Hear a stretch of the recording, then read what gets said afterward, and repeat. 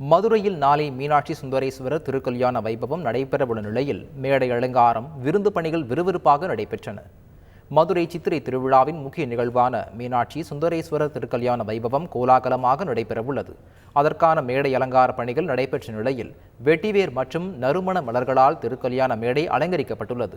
திருக்கல்யாணத்தை காண வரும் பக்தர்களின் வசதிக்காக நிழல் பந்தல்களும் 20 LED திரைகளும் அமைக்கப்பட்டுள்ளன. திருக்கல்யாணத்தை முன்னிட்டு 1 லட்சம் பக்தர்களுக்கு மதுரை சேதுபதி மேல்நிலைப் பள்ளி வளாகத்தில் திருக்கல்யாண விருந்தும் ஏற்பாடு செய்யப்பட்டுள்ளது. இதற்காக சுமார் 6000 கிலோ அரிசி, 7 டன் காய்கறிகளை கொண்டு சமையல் பணிகள் நடைபெற்றன. முன்னெச்சரிக்கை நடவடிக்கையாக தீயணைப்பு வாகனங்கள், ஆம்புலன்ஸ் வாகனங்கள் உள்ளிட்ட பாதுகாப்பு ஏற்பாடுகள் தயார் நிலையில் வைக்கப்பட்டுள்ளன. மதுரை சித்திரை திருவிழாவின் முக்கிய நிகழ்வான மீனாட்சி சுந்தரேஸ்வரர் திருக்கல்யாணம் நாளை நடைபெறவுள்ளது. இதற்காக சுமார் 1 லட்சத்திற்கும் அதிகமானோருக்கு மதுரை சேதுபதி உயர்நிலைப் பள்ளியில் திருக்கல்யாண விருந்து ஏற்பாடு செய்யப்பட்டு வருகிறது.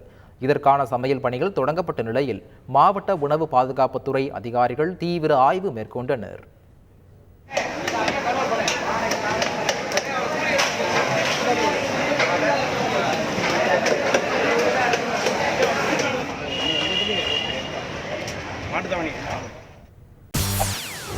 செய்திகளை உடனுக்குடன் தெரிந்து கொள்ள உடனே சப்ஸ்கிரைப் பண்ணுங்க.